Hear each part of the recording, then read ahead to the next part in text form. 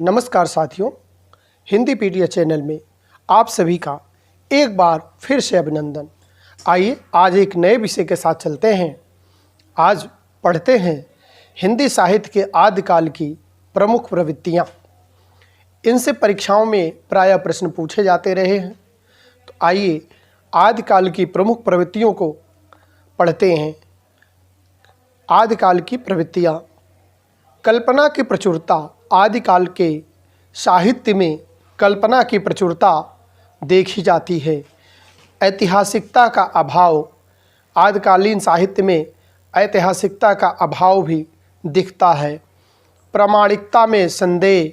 आदिकालीन साहित्य के प्रामाणिकता में भी संदेह स्पष्ट होता है। आश्रयदाताओं की प्रशंसा। आदिकालीन साहित्य शौर्य गाथाएँ हैं, आश्रयदाताओं की प्रशंसा में लिखे गए हैं। युद्ध वर्णन में सजीवता।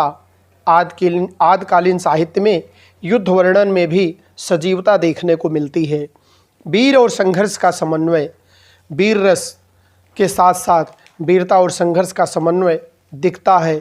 संकुचित राष्ट्रीयता और राष्ट्रीयता का भाव संकुचित रूप से दिखता है। डिंगल पिंगल भाषा का प्रयोग। यह डिंगल पिंगल भाषा आदिकालीन साहित्य में इसका प्रयोग है। अब डिंगल किसे कहते हैं, पिंगल किसे कहते हैं, हमारे वीडियो में आप इसे जान सकते हैं। इसको पहले से अपलोड किया हुआ है। भाषा, हिंदी भाषा, उसमें डिंगल और पिंगल के बारे में हमने बताया हुआ है। प्रबंध एवं मुक्तक गीत। इस समय साहित्य में प्रबंध और मुक्तक गीत के रूप में साहित्य रचना की गई है। अलंकारों का स्वाभाविक समावेश। अलंकारों का आवश्यकता अनुसार समावेश भी किया गया है। इसी तरह आदिकालीन साहित्य में सिद्ध साहित्य की प्रवृत्तियां ध्यान से देखेंगे।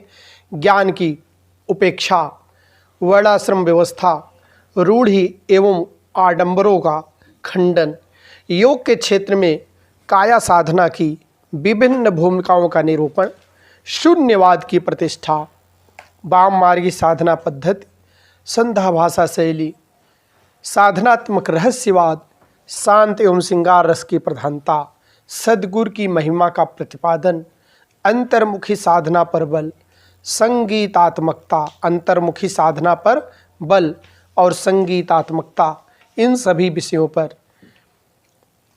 प्रवृत्तियां लिखी गईं और पारिभाषिक एवं प्रतीकात्मक शब्दावली का भी इसमें संयोग लिया गया।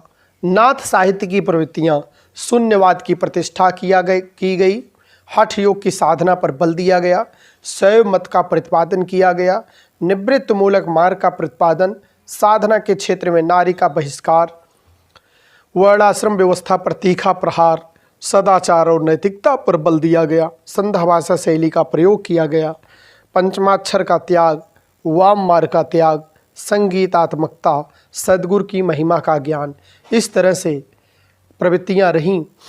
और अंतः साधना पर बल, शांत रस की प्रमुखता, रहस्यमूलक शब्दावली का प्रयोग भी किया गया। साधनात्मक स्तर पर शून्यवाद की प्रतिष्ठा की गई।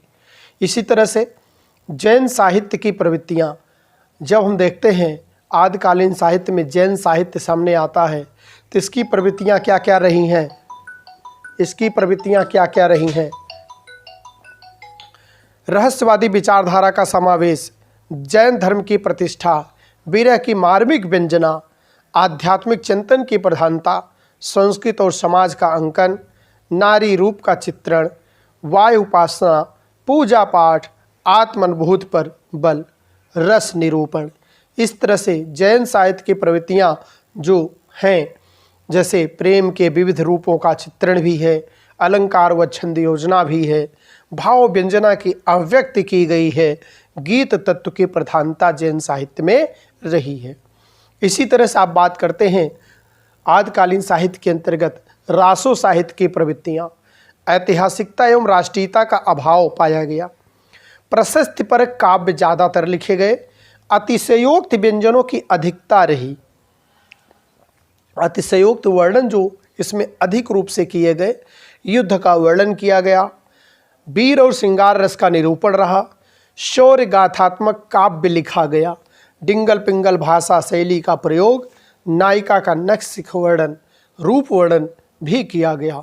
नख से सीख तक, अर्थात उसके छंदों का पूर्ण वर्णन इसमें मिलता है। रासु साहित्य में छंदों की बहुलता, विभिन्न प्रकार के छंदों का प्रयोग साहित्य में किया गया, अर्ध प्रमाणिक रचनाओं की बहुलता, और जो रचनाएं हैं अर्ध प्रमाणिक हैं, कुछ साक्ष्य मिलते हैं और कुछ नहीं मिलते हैं।